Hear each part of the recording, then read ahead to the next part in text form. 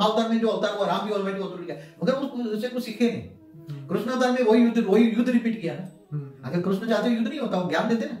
देखो ज्ञान से आत्माओं का संस्कार परिवर्तन होता है। बाबूजी द्वापर में, त्रेता और द्वापर में फिर दोनों युद्ध, एक तरफ रावण का युद्ध हुआ, राम ने रावण से युद्ध किया, उसको खत्म करने की बात की। इधर महाभारत के अंदर फिर ये लड़ाई हुई, वहां सीता को लेकर लड़ाई थी, यहाँ पे फिर वो महाभारत के अंदर उसको लेकर लड़ाई, द्रौपदी के कारण हुई। हाँ, ये कहा ऐसा जाता है, कोई ना कोई इसका निमित्त बनता है, पर ये युद्ध का सिलसिला ना उधर रुका ना इधर रुका।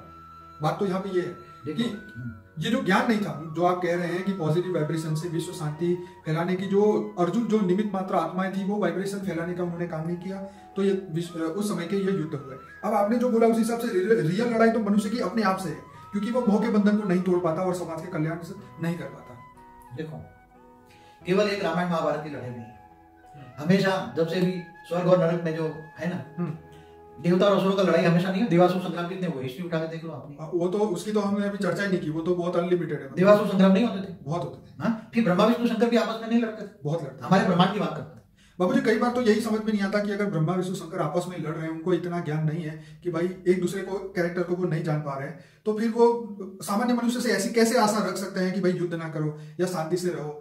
मनुष्य की ये हालत है, देवताओं में काम क्रोध लोभ अहंकार है, तो मनुष्य में तो कहां से जाएगा? देवता तो भोगी थे। हाँ, तो मनुष्य भी तो भोगी बन गया ना। बात तो वही है, उस मनुष्य फिर देवता बनने की कोशिश कर रहा है, देवता फिर वही भोग के फिर मनुष्य बन रहा है, तो ये तो चक्र में से बाहर निकलने का ज्ञान ही नहीं। तो यही तो ब्रह्मांड के अंदर स्थूल जगत और सूक्ष्म जगत का युद्ध होता ही रहता है। देवासुर संग्राम हमेशा पहले से हुआ है। तो आपका मतलब ये है कि सूक्ष्म जगत में भी ऐसे युद्ध होते हैं? महाभारत सूक्ष्म जगत में क्या देवता कहाँ रहते हैं? सूक्ष्म में रहते हैं ना। हाँ ठीक है, तो तीसरे लोक पे जाकर नहीं होते? हाँ, तीसरे लोक में भी। देखो एक बात बताऊं, स्टार वॉर्स बताए जाते हैं ना, वो भले पिक्चर है, ठीक है, मगर किसी के दिमाग में कहां से आया वॉर्स शब्द, कहां से आया? किसी ने प्रेरणा देकर वो बनाया ना स्टार वॉर्स। बिल्कुल। तो स्टार में युद्ध होते हैं ना, गैलेक्सियों में युद्ध होते हैं ना। तो इसका एक गैलेक्सी का मालिक दूसरी गैलेक्सी के मालिक से नहीं लड़ता होगा, जब धरती पर होता है, सूक्ष्म जगत में होता है। देवता तो सूक्ष्म जगत में रहते थे ना, तीन तत्व था ना।